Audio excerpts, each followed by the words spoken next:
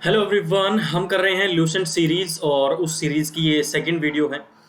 First lecture में हमने भारत के इतिहास से स्टार्ट किया था और हमने देखा था भारत का इतिहास जो है वो नॉर्थ में यानी कि उत्तर में हिमालय से लेकर साउथ में समुद्र तक फैला हुआ है।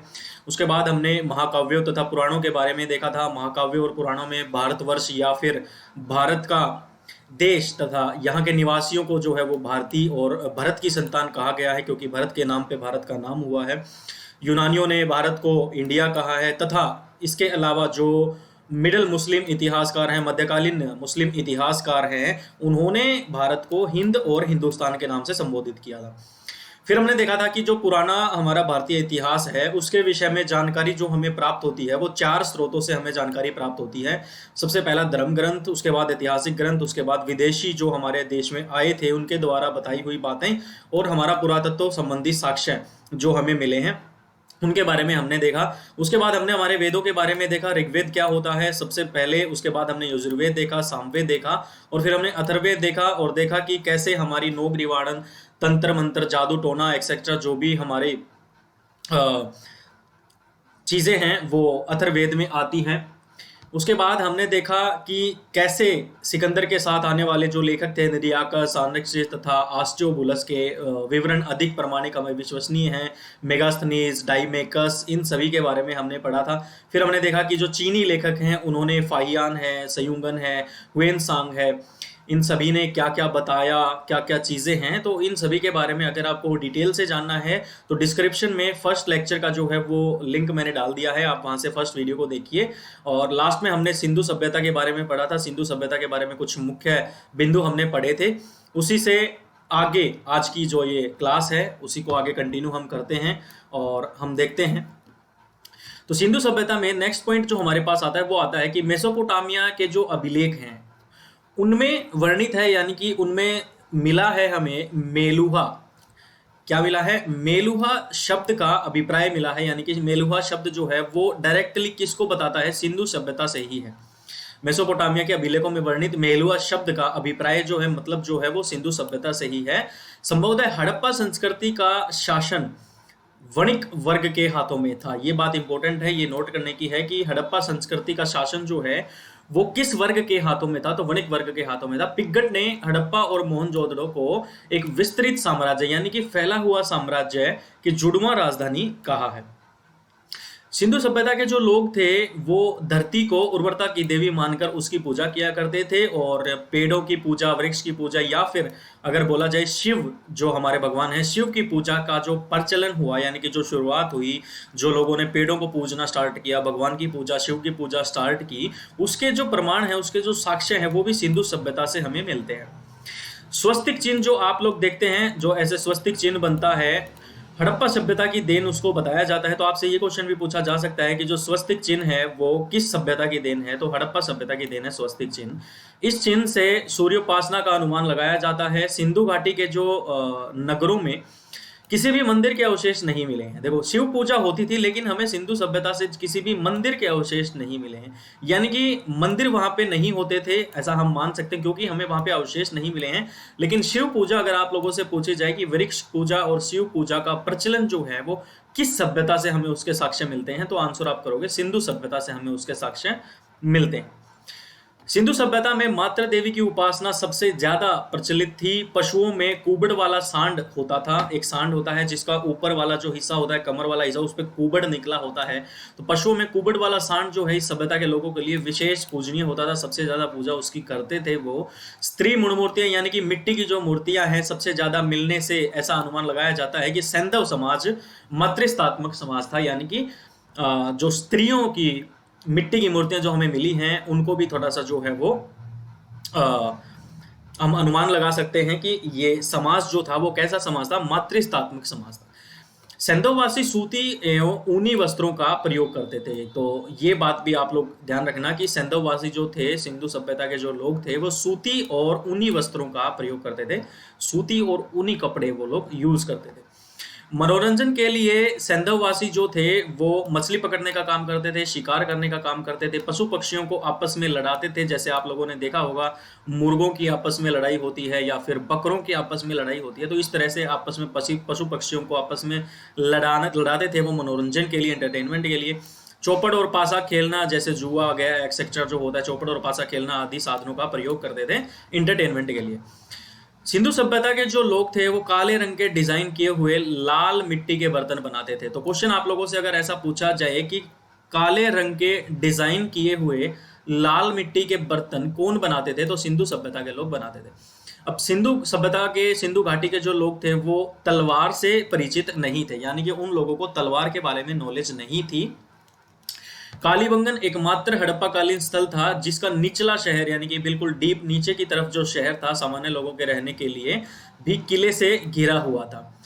पर्दा प्रथा एवं वेश्याकृति सैंधव सभ्यता में प्रचलित थी, यानी कि पर्दा प्रथा यानी कि जो घूंघट आज के टाइम पे भी आप लोग सुनते हैं, काफी जगह पे आज भी जो लड़कियां हैं उनको शादी के बाद अपने ससुराल में जाके घूंघट करना पड़ता है, पर्दा करना पड़ता है। तो पर्दा प्रथा एवं वेश्याकृति सैंधव सभ्यता में जो है वो प्रचलित थी। शवों को जलाने और गाड़ने यानी दोनों प्रथाएं प्रचलित थी वहां पे। जैसे हिंदुओं में क्या होता है, जो हमारी डेथ हो जाती है जब किसी की, तो हिंदुओं में जो है उसको जलाया जाता है और मुस्लिम समाज में जो है उसको दफनाया जाता है। तो शवों को जलाने का भी और गाड़ने का भी, यानी दोनों की दोनों प्रथाएं जो है वो सैंधव समाज में प्रचलित थी। हड़प्पा में शवों को दफनाने जबकि मोहनजोदड़ो में जलाने की प्रथा विद्यमान थी। तो क्वेश्चन आपसे ऐसे पूछा जा सकता है कि शवों को दफनाने की प्रथा जो है वो कौन सी सभ्यता में थी, तो हड़प्पा, और मोहनजोदड़ो में जलाने की प्रथा थी शवों को। लोथर और कालीबंगा जो है उसमें युगम समाधियां मिली हैं, यानी कि दोनों के मिलते जुलते अवशेष मिले हैं। सैंधव सभ्यता के विनाश का संभवतः सबसे प्रभावी कारण बाढ़ था, यानी कि सिंधु सभ्यता जो थी उसका जो अंत हुआ, उसका जो विनाश हुआ, उसका सबसे प्रभावी कारण या फिर रीजन जो है वो बाढ़ आने की वजह से जो है माना जाता है कि वो खत्म हुई थी। आग में पकी हुई मिट्टी का टेराकोटा कहा जाता है। आग में पकी हुई मिट्टी को टेराकोटा कहा जाता है। तो आपसे ये भी पूछा जा सकता है क्वेश्चन कि आग में पकी हुई मिट्टी को इन चार ऑप्शंस में से क्या बोला जाता है, तो आंसर करोगे टेराकोटा बोला जाता है।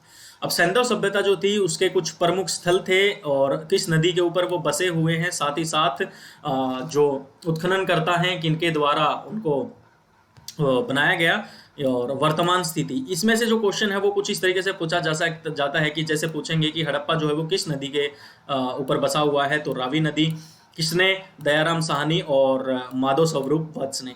वर्ष भी कभी कभी पूछा जाता है 1921। और मोहनजोदड़ो सिंधु नदी पे राखलदास बनर्जी ने, और 1922 में। ऐसे ही चन्हूदड़ों के बारे में पूछा जाता है सिंधु नदी पे, और गोपाल मजूमदार 1931। तो ये पहले तीन काफी इंपॉर्टेंट हैं। साथ ही साथ कालीबंगन भी आप कर सकते हो, कालीबंगन घग्गर नदी पे है। तो हड़प्पा रावी नदी पे हो जाएगा, मोहनजोदड़ो सिंधु पे, चौहनदड़ो भी सिंधु पे, और कालीबंगन जो है वो घग्गर नदी पे। और बीबी लाल एवं बी के थापर और 1953, 1921, 22, 31 और 53, ये चार याद कर लेना, ये काफी हैं। साथ ही साथ लास्ट वाले दो भी आप कर लेना, बनमाली और धोलावीरा।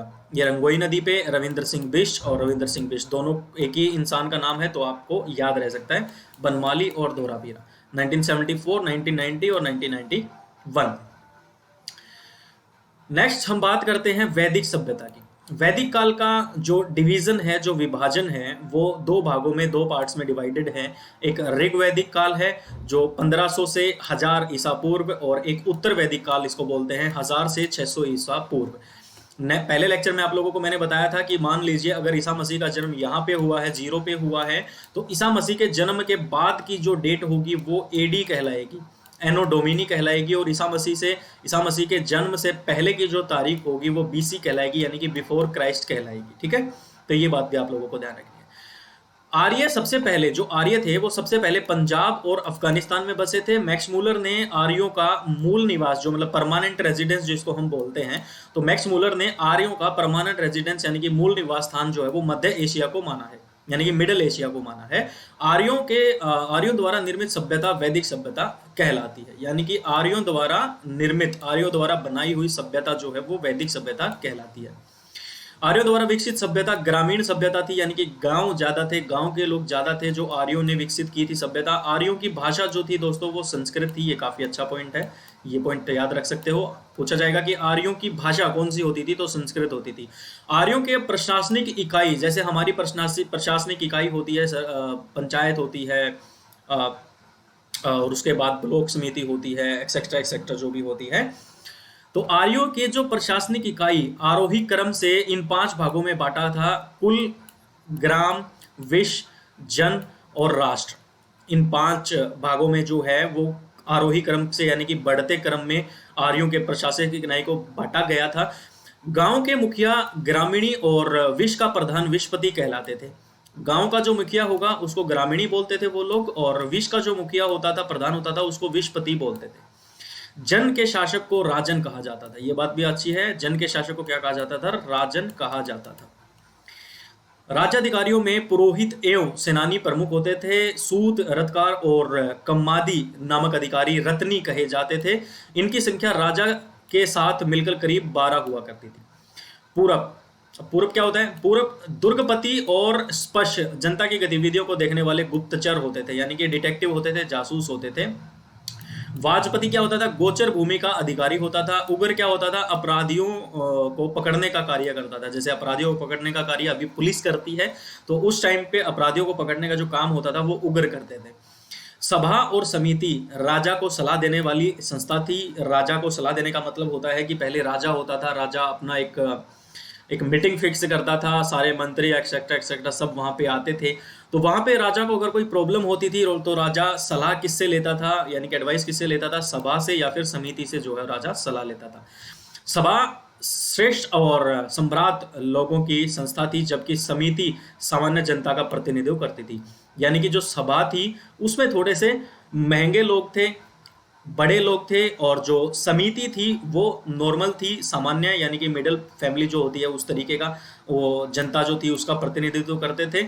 इसके अध्यक्ष को ईशान कहा जाता था, ये बात आपको ध्यान रखनी है। युद्ध में कबीले का नेतृत्व राजा करता था, यानी कि अपने कबीले का नेतृत्व जो है वो राजा करेगा। युद्ध के लिए गविष्टि शब्द का प्रयोग किया गया है, जिसका अर्थ है गायों की खोज। दशराग के युद्ध का उल्लेख ऋग्वेद के 7वें मंडल में है। यह युद्ध पुरुषनी रावी नदी के तट पर सुदास और 10 जनों के बीच लड़ा गया, जिसमें सुदास जो है वो विजयी हुआ था, यानी कि 10 लोगों से अकेला लड़ा था।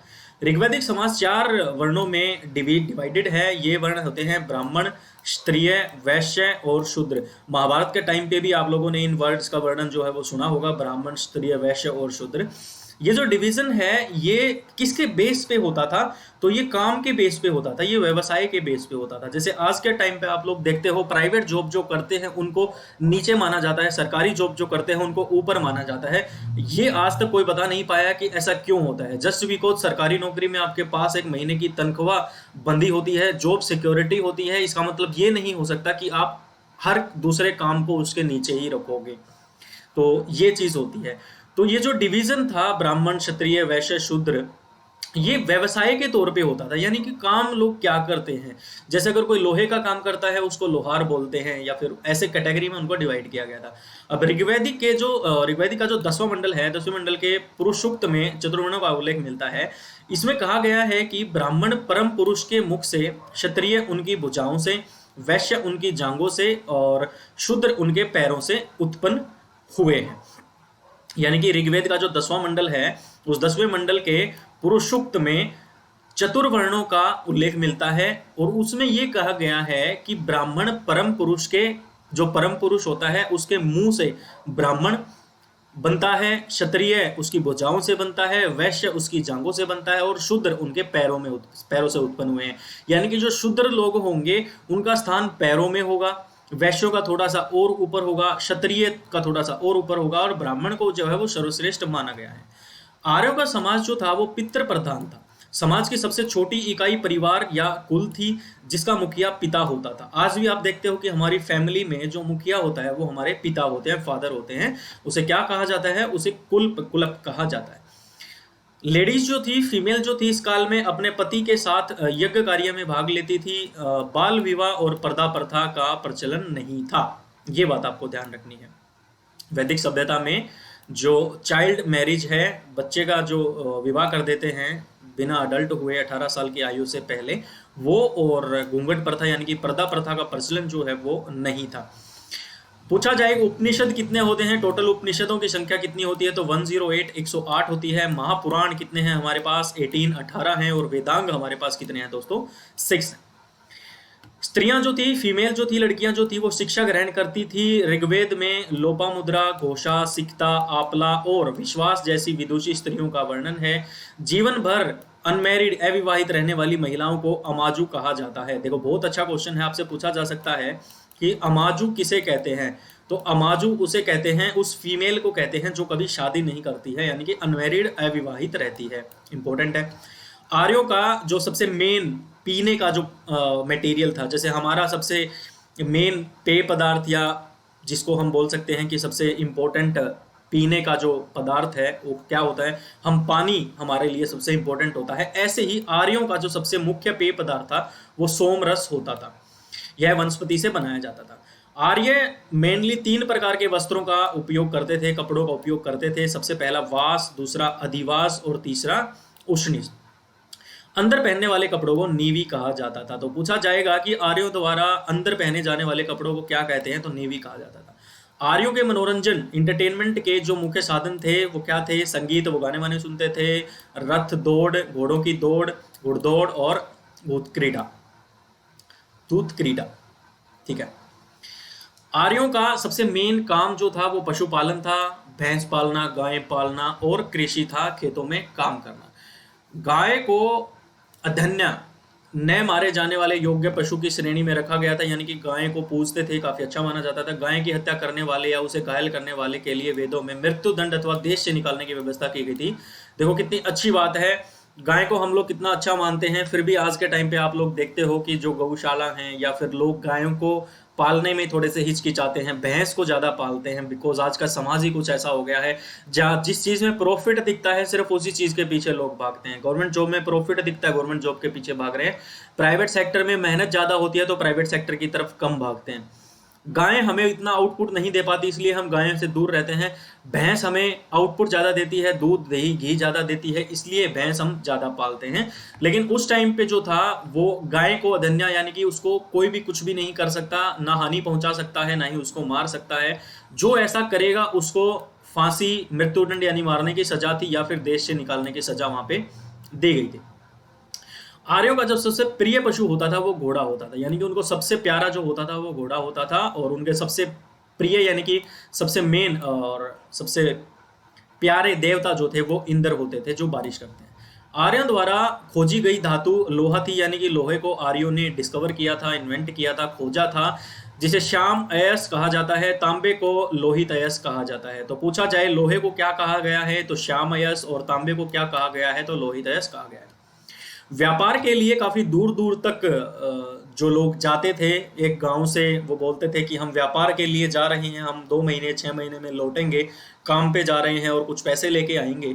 तो जो लोग काम पे जाते थे उन लोगों को, जो दूर जाते थे काम के लिए, उन लोगों को पणी कहते हैं। ठीक है, पणी कहते थे। तो ये क्वेश्चन भी आपसे पूछा जा सकता है कि व्यापार के लिए, काम के लिए दूर दूर तक जाने वाले व्यक्ति को क्या कहा जाता है, तो पणी कहा जाता है। लेन देन में वस्तु विनिमय का प्रणाली का प्रचलित था। ठीक है। ऋण देकर, यानी कि जो कर्ज है, ऋण देकर ब्याज लेने वाला व्यक्ति को वेकनोट यानी कि सूदखोर कहा जाता था। कुछ ऐसे लोग होते थे जिनके पास एक्स्ट्रा पैसा होता था, तो वो लोग क्या करते थे, गरीबों को, जिनको जरूरत होती थी, उनको पैसे ब्याज पर देते थे। और ब्याज पर ऋण देकर, यानी कि पैसा देकर उससे ब्याज लेने वाला जो व्यक्ति है, यानी कि जो पैसे देने वाला व्यक्ति है, उसको वेकनोट कहा जाता था।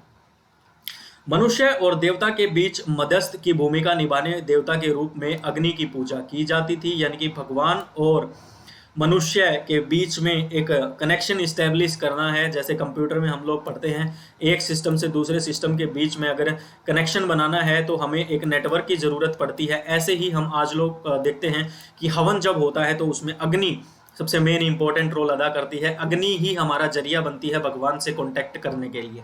तो इंसान और देवता के बीच में जो मीडिएटर की भूमिका निभाता है देवता के रूप में, उसे अग्नि पूजा उस अग्नि की पूजा की जाती थी उसके लिए। ऋग्वेद में उल्लिखित सभी नदियों में सरस्वती नदी सबसे इंपॉर्टेंट और पवित्र मानी जाती थी। ऋग्वेद में गंगा और यमुना का उल्लेख सिर्फ एक बार हुआ है। उत्तर वैदिक काल में इंद्र के जगह पर, यानी कि इंद्र के जगह पर प्रजापति सबसे ज्यादा प्रिय देवता हो गए थे। उत्तर वैदिक काल में बात हो रही है। और उत्तर वैदिक काल में राजा के राज्याभिषेक के टाइम पे राज सूर्य यज्ञ का अनुष्ठान किया जाता था। उत्तर वैदिक काल में वर्ण व्यवसाय की बजाय जन्म के आधार पर निर्धारित होने लगे थे। उत्तर वैदिक काल में हल को सीरा कहा जाता था और हल रेखा को सीता कहा जाता था। उत्तर वैदिक काल में निष्क और शतमान मुद्रा की इकाइयां होती थी। मुद्रा यानी कि पैसे की इकाइयां होती थी, लेकिन इस काल में किसी खास बार आकृति और मूल्य के सिक्कों के चलन का कोई प्रमाण नहीं मिलता है। सांख्य दर्शन भारत के सभी दर्शनों में सबसे प्राचीन है, सबसे पुराना है। क्या? सांख्य दर्शन भारत के सभी दर्शनों में। इसके अनुसार मूल तत्व 25 है, जिसमें प्रकृति पहला तत्व है। 25 तत्वों में प्रकृति पहला तत्व है। सत्यमेव जयते मुंडकोपनिषद के से लिया गया है। इसके उपनिषद में यज्ञ की तुलना टूटी नाव से की गई है। यानी कि सत्यमेव जयते जो आप लोग आज भी देखते हैं, सत्यमेव जयते मुंडकोपनिषद से लिया गया है इसको। और इसी उपनिषद में, मुंडकोपनिषद उपनिषद में ही यज्ञ यानी हवन की जो कंपैरिजन है, हवन का कंपैरिजन यानी यज्ञ की तुलना जो है वो टूटी नाव, नाव जो होती है पानी में तैरती है, टूटी नाव से इसका कंपैरिजन किया गया है। गायत्री मंत्र सवित्र नामक देवता को संबोधित है, जिसका संबंध ऋग्वेद से है। उत्तर वैदिक काल में कौशाम्बी नगर में पहली बार पक्की ईंटों का प्रयोग किया गया। तो पूछेंगे कि उत्तर वैदिक काल में डैश नगर में पहली बार पक्की ईंटों का यूज किया गया था, तो कौशाम्बी आप लोगों का आंसर होना चाहिए। या फिर क्वेश्चन कुछ इस तरीके से पूछा जा सकता है कि उत्तर वैदिक काल में कौशाम्बी नगर में पहली बार डैश खालिस्तान ईंटों का प्रयोग किया गया है, तो पक्की ईंटों का प्रयोग किया गया है। महाकाव्य कितने हैं हमारे पास? 2 हैं, एक महाभारत है और एक रामायण है। 2 हमारे पास क्या है? महाकाव्य है। महाभारत का पुराना नाम जय संहिता है। यह विश्व का सबसे बड़ा महाकाव्य है, ये बात ध्यान रखनी है। गोत्र नामक संस्था का जन्म उत्तर वैदिक काल में हुआ है, तो ये बात भी आप लोगों को ध्यान रखनी है। नेक्स्ट अगर हम बात करें महाजनपदों का उदय, यानी कि महाजनपदों की शुरुआत, बुद्ध जो थे, बुद्ध के जन्म के बाद 6वीं शताब्दी ईसा पूर्व में भारतवर्ष 16 जनपदों में बटा हुआ था। इसकी जानकारी हमें बौद्ध ग्रंथ अंगुत्तर निकाय से मिलती है। यानी कि अगर आप लोगों से पूछा जाएगा कि बुद्ध के जन्म के पहले 6वीं शताब्दी ईसा पूर्व में भारतवर्ष 16 जनपदों में बटा हुआ था, और इसकी जानकारी हमें बौद्ध ग्रंथ, कौन से बौद्ध ग्रंथ से मिलती है? तो अंगुत्तर निकाय बौद्ध ग्रंथ से हमें इसकी जानकारी मिलती है। उसके बाद ये 2, 3, 4 आप लोग याद रख सकते हैं कि अंग महाजनपद जो है उसकी राजधानी चंपा होती थी, और जो क्षेत्र होता था भागलपुर होता था। मगध महाजनपद की राजधानी गिरिब्रज और राजगृह होती थी। काशी महाजनपद की राजधानी वाराणसी होती थी, और वत्स महाजनपद की राजधानी कौशाम्बी होती थी। ये आप देख लेना। और लास्ट के 2-3 और आप याद कर सकते हैं। 14 शूरसेन, मथुरा, अश्मक, पोटली और गंधार, तक्षशिला। अब हम बात करते हैं दोस्तों जैन धर्म की। जैन धर्म के जो संस्थापक या फिर सबसे पहले तीर्थकर जो है उसको उनको ऋषभदेव बोलते हैं, ऋषभदेव थे। जैन धर्म में 23वें तीर्थकर पार्श्वनाथ थे, जो काशी के इक्ष्वाकु वंशीय राजा अश्वसेन के पुत्र थे। यानी कि पूछा जा सकता है कि जैन धर्म के 23वें तीर्थकर कौन थे? तो पार्श्वनाथ थे।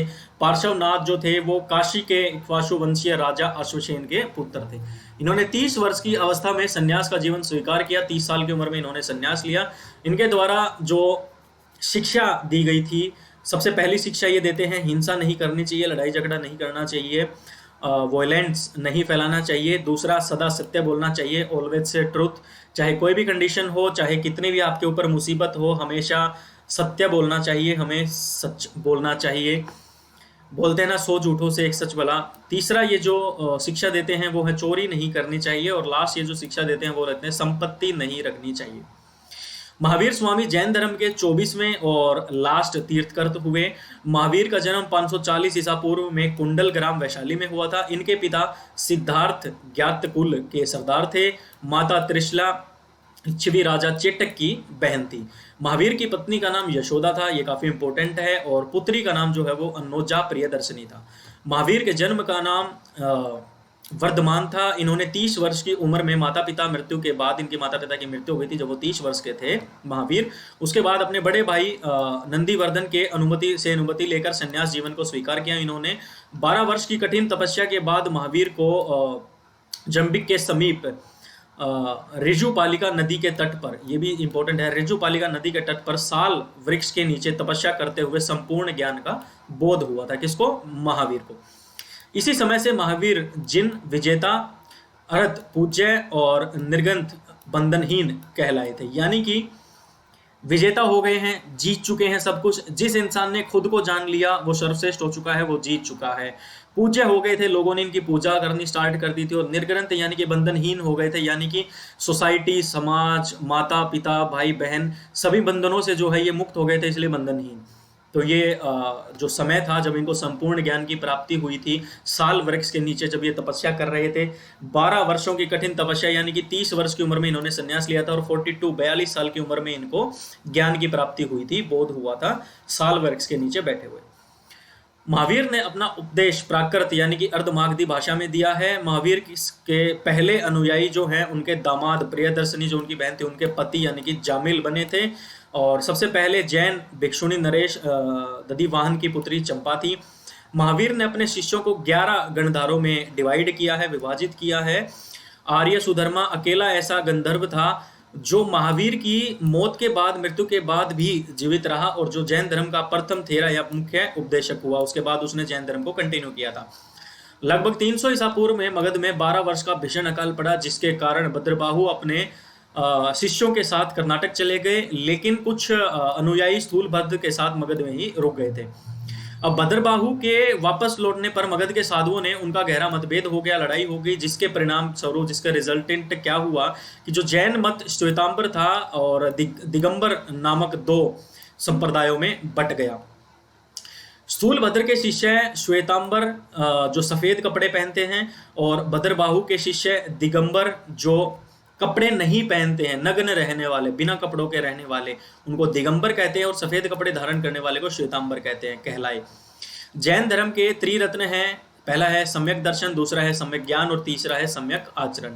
त्रिरत्न के अनुशीलन में निम्न 5 महाव्रतों का पालन अनिवार्य है: अहिंसा, सत्यवचन, अस्तेय, अपरिग्रह और ब्रह्मचर्य। यानी कि जिसको आप बोलते हो कि ब्रह्मचर्य का पालन करना, कुंवारा रहना है।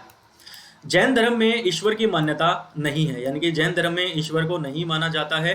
यहाँ पे एक नोट करने की बात है, 2 जैन तीर्थकरों ऋषभदेव और अरिस्टेनेमी के नामों का उल्लेख ऋग्वेद में मिलता है। अरिस्टेनेमी को भगवान कृष्ण का सबसे करीबी संबंधी माना जाता है। जैन धर्म में आत्मा की मान्यता है, यानी कि आत्मा को माना जाता है जैन धर्म में, लेकिन भगवान को नहीं माना जाता है। महावीर पुनर्जन्म एवं कर्मवाद में विश्वास करते थे, यानी कि एक इंसान जब मर जाता है और दोबारा जन्म लेता है उसको पुनर्जन्म कहते हैं, उसमें मानता थी। जैन धर्म के सप्तभंगी ज्ञान के अन्य नाम शाद्वाद और अनेकांतवाद है। जैन धर्म में अपने आध्यात्मिक विचारों को सांख्य दर्शन से ग्रहण किया है। जैन धर्म मानने वाले कुछ राजा थे, जैसे उदायीन, वंदराजा, चंद्रगुप्त मौर्य, कलिंग नरेश खारवेल, राष्ट्रकूट राजा, अमोघवर्ष, चंदेल शासक, ये जो थे ये जैन धर्म को मानते थे। मैसूर के गंगवंश के मंत्री चामुंड के प्रोत्साहन से कर्नाटक के श्रवणबेलगोला में 10वीं शताब्दी के मध्य भाग में विशाल बाहुबली की मूर्ति, गोमतेश्वर की मूर्ति जिसको बोला जाता है, उसका निर्माण कराया गया था। खजुराहो में जैन मंदिरों का निर्माण चंदेल शासकों द्वारा कराया गया था। ये इंपॉर्टेंट है, पूछा जा सकता है कि खजुराहो में जैन मंदिरों का निर्माण जो है वो किन शासकों के द्वारा किया गया है, तो चंदेल शासकों के द्वारा वो किया गया है, तो ये इंपॉर्टेंट बात है। नेक्स्ट है, मौर्योत्तर युग में यानी कि मौर्य युग में मथुरा जैन धर्म का प्रसिद्ध केंद्र था, तो ये क्वेश्चन भी इंपॉर्टेंट बनता है यहाँ से। मथुरा कला का संबंध जैन धर्म से। जैन के जो तीर्थकर थे उनकी जीवनी भद्रबाहु द्वारा रचित कल्पसूत्र में है।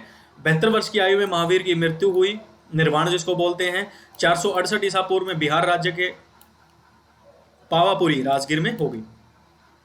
मल्ल राजा सृष्टिपाल के राजा प्रसाद में महावीर स्वामी के निर्माण प्राप्त हुआ था, वहां पे वो मरे थे। नेक्स्ट अगर हम बात करें दोस्तों बौद्ध धर्म की, तो बौद्ध धर्म के ये हमारे 6 पॉइंट हैं, इनको आज हम पढ़ेंगे, फिर उसके बाद हम नेक्स्ट क्लास में करेंगे। बौद्ध धर्म के संस्थापक गौतम बुद्ध को बोला जाता है। इन्हें एशिया का ज्योति पूज्य, लाइट ऑफ एशिया यानी कि प्रकाश देने वाला एशिया को कहा जाता है। गौतम बुद्ध का जन्म 563 ईसा पूर्व में कपिल वस्तु के लुम्बिनी नामक स्थान पे हुआ था। ये इंपॉर्टेंट है दोस्तों। बौद्ध धर्म के संस्थापक गौतम बुद्ध है, ये भी इंपॉर्टेंट है। तीसरा पॉइंट है, इनके पिता शुद्धोधन शाक्य गण के मुखिया थे। इनकी माता माया देवी की मृत्यु इनके जन्म के 7वें दिन ही हो गई थी। इनका लालन पालन जो है उनकी सौतेली माँ होती थी प्रजापति गौतमी ने किया है। इनके बचपन का नाम दोस्तों सिद्धार्थ था। काफी बार एसएससी में पूछा जा चुका है कि गौतम बुद्ध के बचपन का नाम क्या था, सिद्धार्थ था। गौतम बुद्ध का विवाह 16 वर्ष की अवस्था में यशोधरा के साथ हुआ था। तो पूछा जा सकता है कि गौतम बुद्ध की पत्नी का नाम क्या था, यशोधरा, और इनके पुत्र का नाम जो है दोस्तों वो राहुल था। तो ये व्याख्या थी दोस्तों लूसेंट की पेज नंबर 6 से लेके पेज नंबर 10 तक की। उम्मीद करता हूँ आप लोगों को समझ आई होगी और कुछ सीखने को मिला होगा। तो अगर वीडियो अच्छी लगी है तो वीडियो को लाइक जरूर करना और अपने दोस्तों के साथ शेयर जरूर करना। ये लूसेंट की जो हम सीरीज कर रहे हैं ये आपके आने वाले एचएसएससी के या एसएससी सभी एग्जाम्स के लिए काफी इंपॉर्टेंट है। और एचएसएससी में देखा गया है कि जो जीके है वो 70% पार्ट रोल प्ले करती है आप लोगों का। यानी कि अगर 100 क्वेश्चन आते हैं आपके एग्जाम में तो उसमें से 60 से 70 क्वेश्चन जो है वो आपके जीके से पूछे जाते हैं, जिसमें से 25 क्वेश्चन जो होते हैं 25% आपकी हरियाणा जीके होती है और जो बची हुई 30% होती है वो आपकी इंडिया जीके और international GK, national international GK होती है। तो इसी बात को ध्यान में रखते हुए दोस्तों मैं प्रयास कर रहा हूं कि आप लोगों के लिए लूसेंट की जो ये सीरीज है ये आप लोगों तक मैं पहुंचाऊं और हम लूसेंट का एक रिवीजन के तौर पे लूसेंट को करें। आने वाले 2 से ढाई महीने के बाद आप लोगों का एचएसएससी का कोई ना कोई एग्जाम जो है वो हो सकता है। जैसे ही ये कोरोना की स्थिति जो है वो थोड़ी सी ठीक होती है, सरकार जरूर कोई ना कोई एग्जाम जो है वो कंडक्ट कराएगी। तो बने रहिए चैनल के साथ और सब्सक्राइब करें चैनल को और अपना प्यार दिखाइए, अपने दोस्तों के साथ शेयर कीजिए। नेक्स्ट वीडियो में मिलते हैं। पेज नंबर 11 से लेके और पेज नंबर 15 तक की व्याख्या हम लोग करेंगे। तब तक के लिए हैव ए गुड डे दोस्तों, खुश रहिए और सेफ रहिए।